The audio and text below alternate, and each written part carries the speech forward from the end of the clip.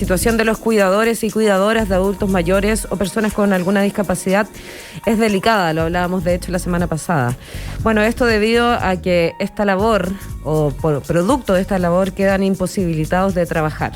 Además, cerca del 70% son mujeres. Es por esto que los candidatos a la presidencia contemplan diferentes programas económicos de apoyo. Mientras, en otro tema económico, preocupa el aumento de la inflación en el mundo. De hecho, en Estados Unidos están llegando a cifras históricas, al igual que en China, donde además hay un alza de precios para los productores, digo. Bueno, estos son los dos temas que vamos a conversar hoy día con Javiera Petersen, economista, directora del Observatorio de Políticas Económicas, OPES. Muy buenos días, Javiera, bienvenida como siempre. Hola Macarena y Hernán, espero estén muy bien hoy día. Aquí estamos bien, contentos porque ganó la selección y eso nos dio una inyección de entusiasmo desde esta mañana. Es un viernes que cuesta un poquito menos levantarse, así que estamos contentos. La marraqueta, aunque más cara, bien crujiente. Claro, una buena y crujiente o dan más ganas de pagar esa alza no en el precio. No duele tanto, tal cual. Voy a partir preguntándote por el tema de cuidadoras y cuidadores. Lo conversamos fuera de micrófono nosotras dos como un tema muy relevante de poner a la vista, especialmente también en tiempos de campaña. Está interesante poder ver la bajada que hacen los diferentes candidatos, qué atención le ponen a la realidad que viven tantas y tantos chilenos y bueno, personas en el mundo evidentemente, ¿no? Y que la pandemia puso tan a la vista en las necesidades o en la precariedad del día a día de cuidadores y cuidadoras. Claro, yo creo que acá lo primero es partir reconociendo que los cuidados son todas aquellas actividades que son necesarias para poder asegurar el bienestar en la vida cotidiana y, por cierto, para poder asegurar lo que es el trabajo productivo o el trabajo formal que nosotros como usamos finalmente analizar. Y en Chile y en varios otros países históricamente la responsabilidad de los cuidados se ha entendido como un asunto privado, o sea, como un problema de las familias y por consiguiente un problema de las mujeres. Entonces, el Estado, descansando en esta creencia de un trabajo primero gratuito, pero segundo también inagotable de las mujeres, no ha provisto infraestructura ni tampoco los servicios necesarios para poder compartir la responsabilidad de los cuidados con los diversos hogares. Entonces, esta precaria asistencia por parte del Estado y una también profunda desigualdad de género en la distribución de estas tareas dentro del hogar, es lo que hoy día resulta en lo que hemos llamado la crisis de los cuidados, que ha sido, por supuesto, agudizada por la pandemia y por la crisis producto de esta pandemia, ya que esta organización social de los cuidados que descansa sobre las mujeres se ha visto que no es sostenible.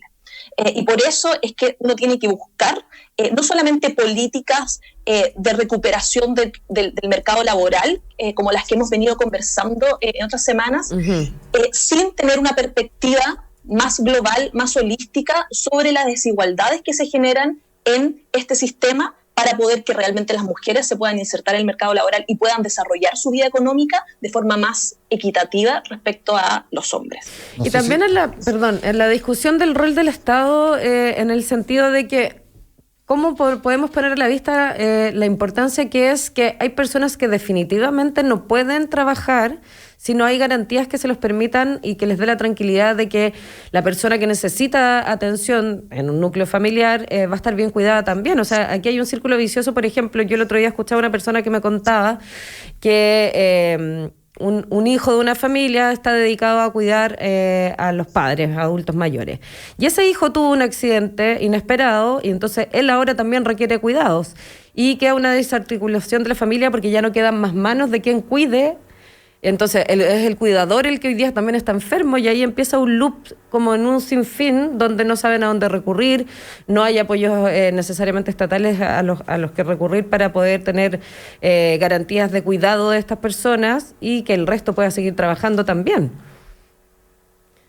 Exacto, o sea, el círculo es vicioso, el hecho de que en su mayoría las mujeres deban soportar de forma individual y también invisibilizada el trabajo de cuidados, y sus costos económicos, familiares, sociales y emocionales, produce que finalmente las mujeres primero envejezcan en peores condiciones, con mayores índices de pobreza y también con mayores índices de afectación de su salud mental y física, aumentando por lo tanto los factores de riesgo para la aparición de la dependencia y por consiguiente un aumento en las necesidades de cuidado de ellas mismas. Y esto también se refleja en las pensiones, o sea, todo lo que hemos conversado sobre las lagunas que existen y que por lo tanto producen una menor pensión, muchas de estas lagunas están asociadas a las labores de cuidados que tienen que cumplir las familias y por lo tanto las mujeres en su mayoría. Y en ese sentido es que es importante que el Estado se haga cargo, finalmente materializando un nuevo paradigma en la corresponsabilidad social, donde el Estado reconozca el carácter interdependiente y productivo de este trabajo y desarrolle tanto infraestructura como servicios de cuidado y políticas diseñadas con perspectiva de género para que la inserción en el mercado laboral de las mujeres pueda realmente responder a esta realidad. Si no me equivoco, este tema se planteó ya como política pública en el segundo gobierno de la expresidenta Michelle Bachelet. Después tuvo un estanque un estancamiento o no se habló mucho de esto, y ahora que estamos cerca de una elección presidencial se ha planteado nuevamente. Quizás quien más lo ha destacado ha sido Gabriel Boric en su programa, por lo menos en las diferentes entrevistas él ha sacado el tema hacia afuera. Habla de un espacio de cómo el Estado tiene que entrar a trabajar en esto, puesto que desde el mundo privado es muy complejo pensar en un acuerdo para poder financiar un espacio que, hasta donde yo entiendo, previo a Michelle Bachelet ni siquiera había sido pensado. Exacto, o sea, bueno, acá yo también puedo hablar parte porque yo soy parte de, del programa de Gabriel Boric, pero la idea que hay detrás de esto es poder tener un sistema nacional de cuidados que, como bien tú decías, o sea, recoja lo que se ha hecho, sobre todo desde Bachelet 2, pero tenga dentro de sus conceptos y pilares sobre los que se construye la idea de poder, primero, reconocer el valor del trabajo de cuidados, segundo, reducir y redistribuir la carga que hoy día asumen las familias y principalmente las mujeres, reparar y socializar los costos que enfrentan las personas que cuidan y también desarrollar un sector amplio de cuidados formal que capacite, que profesionalice y que remunere a trabajadoras y trabajadores de cuidados y que las acompañe en dicho labor. Bueno, ese punto de la capacitación es tan importante porque también se da por hecho que la gente puede llegar y cuidar a un otro y se te escapa de las manos rápidamente. O sea, hay veces que las necesidades del enfermo son tan grandes que uno no sabe por dónde abarcarlas, o incluso un tema de fuerza física no permite la movilidad o la correcta movilidad de un enfermo, de su desplazamiento, también que está en las condiciones dadas para su cuidado en una casa. Muchas veces eso no es garantía. Exacto, y por eso lo primero que tiene que hacer el Estado para poder reconocer el trabajo de cuidados es medirlo y contabilizarlo en términos de tiempo. Por eso nosotros hace un tiempo, como OPES, me estoy hablando, fuimos parte de una campaña que pedía al Estado que pueda definir cuándo se iba a hacer la próxima encuesta sobre el uso del tiempo, dado que fue suspendida durante la pandemia y no hay claridad sobre cuándo se va a realizar de nuevo, dado que esta encuesta nacional sobre el uso del tiempo, que tenemos solamente una que se hizo en el 2015, es necesario actualizarla para poder realmente reflejar cuál es la realidad de los cuidados en Chile y de esta forma poder hacer políticas públicas que realmente acojan a la realidad que hoy día están viviendo las y los cuidadores del país. Son las 9:24. Recordamos que conversamos con Javiera Petersen, economista, directora del Observatorio de Políticas Económicas OPES. Una última pregunta para que pasemos después al otro tema que nos interesa conversar, de la inflación ahí en general. Pero hoy día, ¿cuáles son los beneficios a los que puede acceder un cuidador o cuidadora? ¿Existen como tal? ¿Funcionan? ¿En qué base estamos, digamos? Sí, o sea, hay varios programas un poco desarticulados en el país, o sea, Chile Crece Contigo, Chile Cuida son algunos de ellos, pero acá lo importante es poder avanzar a un sistema nacional de cuidados. Y eso creo que es justamente una de las cosas que nosotros como programa de Gabriel Boric estamos buscando hacer, fortaleciendo los programas que ya existen, pero también entregando esta visión de corresponsabilidad social y también de alcance nacional, que es totalmente necesario para poder hacer frente a la crisis de cuidados que vive en el país. Claro, ese es un buen punto, el alcance nacional que se requiere, porque no es solo fortalecer lo que ya existe, sino que entenderlo como un programa nacional para que tenga proyección también más allá del gobierno que le toque operar ese programa nacional, ¿no? Pensándolo más a largo plazo como una política o un programa estatal. ¿Te parece avanzamos ahora también a este tema que preocupa, que es el aumento de la inflación en el mundo, teniendo en cuenta que en Estados Unidos están llegando cifras históricas, lo mismo en China, el alza también de los precios para los productores? ¿Cómo lo ves? ¿Qué radiografía nos podrías dar? Claro, o sea, una noticia que ha ido ganando terreno en las discusiones económicas el último tiempo ha sido los aumentos, algo sorpresivo, de la inflación subyacente, que es la inflación a la que se le quita la variación de los componentes más volátiles, es decir, los precios de la energía y los precios de los alimentos. Entonces, a raíz de esto es que la Reserva Federal, el Banco Central de Estados Unidos, hace poco anunció que comenzaría a reducir su compra mensual de cerca de 120 mil millones de dólares. Recordemos que estos planes de compra de activos por parte de los bancos centrales es una herramienta de política monetaria expansiva que se utiliza en tiempos de crisis y funciona básicamente buscando una recomposición de los portafolios de inversión en los mercados de capitales, ya que se buscaría que hubiese una mayor oferta de nuevos activos y una mayor demanda por otros activos relativamente baratos, resultando entonces en un aumento de precios de los activos financieros a nivel general, lo que a su vez impacta positivamente la actividad económica vía reducción en el costo de endeudamientos. Hay toda una discusión sobre la neutralidad de esta política que la podemos dejar para otro momento, pero acá lo importante es que la Fed ha dicho que la inflación en Estados Unidos puede ser más persistente de lo esperado. Y esto es importante ya que las autoridades monetarias revisan con harto cuidado si es que las presiones de alza de precios son transitorias o permanentes para definir la respuesta de política monetaria. Y como hemos conversado en otras ocasiones, es usual que en periodos de crisis y en particular en periodos de recuperación de las crisis, la inflación aumente. ¿Por qué? Porque, bueno, en una crisis se genera una brecha recesiva, es decir, una diferencia entre el producto real y el producto potencial, y los paquetes de ayuda económica buscan cerrar esta brecha, en su mayoría a través de políticas que impulsan el consumo, pero cuando el producto real se empieza a acercar al producto potencial, la oferta se vuelve cada vez más rígida, y por tanto la respuesta hasta aumentos de demanda pasa progresivamente desde aumentos de la producción hacia aumentos de precio. Entonces acá la pregunta que todo el mundo se está haciendo es ¿por qué la oferta está rígida?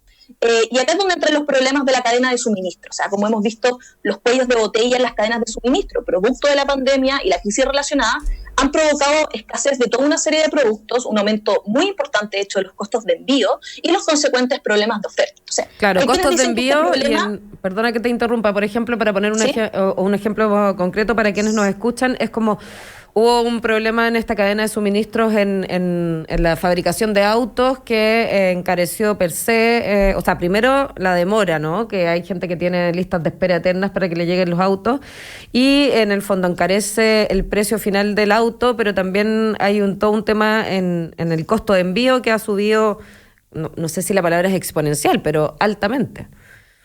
Exactamente, ha subido mucho también por el tema de la pandemia, o sea, como la movilización se ha hecho más compleja y esto nos recuerda que seguimos dependiendo de canales bastante materiales para poder comercializar en el mundo. Entonces, acá lo interesante es que hay quienes dicen que este problema de la cadena de suministro está por terminar, pero hay otros que dicen que este problema puede ser algo más estructural, debido a cambios permanentes en los patrones de consumo que se fueron originando en la pandemia. Y que, por ejemplo, se ha evidenciado que ha habido una mayor demanda hacia bienes manufacturados en desmedro de los servicios, y esto tiene un efecto también en la cadena, pensando en todos los insumos que requieren estos bienes para atrás. Entonces, esta es la discusión que se está armando en las economías más desarrolladas para poder, como les decía, definir qué tan importante va a ser la respuesta por parte de los bancos centrales. Justo a eso quería apuntar, Javiera. ¿Hasta dónde el Estado, a través de la política monetaria, de la autonomía, obviamente, sabemos, del Banco Central, tiene capacidad de control de este fenómeno a nivel interno? Hace poco supimos del alza de tasas que impuso el Banco Central, que fue criticada por unos, aplaudida por otros, todo esto en medio de la discusión del cuarto retiro del 10%. ¿Cuál es el margen de maniobra, de control, cuando sabemos que, tú recién lo señalabas, tiene que ver con... valga la redundancia, las cadenas de suministro globales, un factor externo que pega en la interna? ¿Este fenómeno llegó para quedarse? ¿Existen maniobras de control necesarias para poder controlar este fenómeno al interior, más allá de las fuerzas externas? Sí, sin duda. O sea, yo creo que acá también es importante entender que un 6% de inflación en Chile es más difícil de manejar que un 6% de inflación en Estados Unidos. Y si bien el Banco Central tiene herramientas, son herramientas que también tienen que ponderar, como todos los bancos centrales lo hacen en periodos de crisis, entendiendo que cuando se empieza a retirar los estímulos monetarios, también un retiro del estímulo en la actividad económica en un escenario donde todavía hay incertezas frente a el devenir de la pandemia y por lo tanto pueden haber nuevos procesos de confinamiento que van a también afectar a la economía real.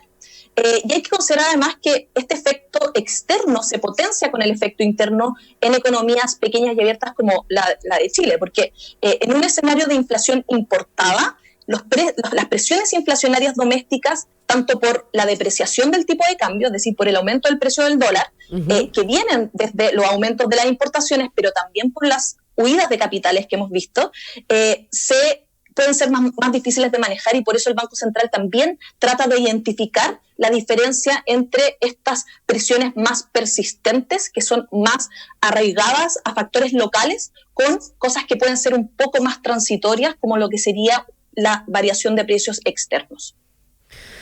Bueno, es un tema, como decimos acá, noticia en desarrollo, ¿no? También estamos especulando sobre qué queda más estructural y qué puede ir cambiando. Hay algo bien interesante en lo que dijiste de los patrones de consumo que pueden cambiar y qué tan rígidos van a quedar o se van a ir comillas, normalizando, porque yo creo que ya hablar de normalidad es raro, ¿no? Uno tiene que entender que las cosas no vuelven a ser lo que fueron también y que los cambios van a seguir sucediendo.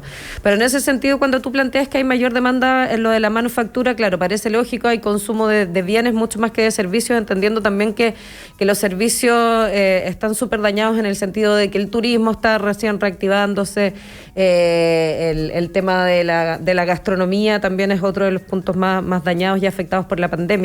Pero eso en el fondo sí se puede ir mejorando de como a corto y largo plazo, ¿no? O mediano plazo. Sin duda, eso de hecho es uno de los argumentos de quienes creen que este problema de la cadena de suministro va a mejorar pronto y por lo tanto habría que entender estas mayores presiones inflacionarias como un aspecto transitorio. Y esto llama a que la respuesta de los bancos centrales pueda ser quizás menos sustantiva de la que ha estado teniendo. Ahora, es bien difícil poder realmente identificar cómo van a ser estos cambios en los patrones de consumo, toda vez que también pueden haber cierta persistencia en términos, por ejemplo, del teletrabajo. ¿Cómo va a influir el teletrabajo en estos patrones de consumo? Va a ser muy importante para poder ver de qué manera la demanda se va a comportar los próximos años y, por tanto, cómo el Banco Central, a través de la política monetaria, debiese reaccionar a futuros shocks de alza de nivel de precios. Bueno, ya son las 9:33, Javiera Petersen, como siempre, un gusto conversar contigo. Muchas gracias por esta mañana de viernes y nos volvemos a escuchar en una semana más, a puertas ahí de las elecciones, por cierto. Muchas gracias a ustedes. Así es, que estén muy bien. Tú también, buen día. Bueno, ya es momento ya de hacer la última pausa de esta mañana, pero antes contarte que en Copeuch tienen ejecutivos que viajan horas para asesorar a los socios y socias de todo Chile, porque en Copeuch puedes ser socio de un modelo que responde a un futuro positivo, inclusivo y también participativo. Puedes cambiar de cliente a socio en copeuch.cl y te invitamos a seguir conectado a la 92.9, al mostrador.cl y radiolaclave.cl. Ya volvemos con más, hablaremos de fútbol y de la esperanza y que mantiene la roja. Quédense que ya volvemos. Estamos presentando El Mostrador en la Clave. Información con la independencia que nos caracteriza.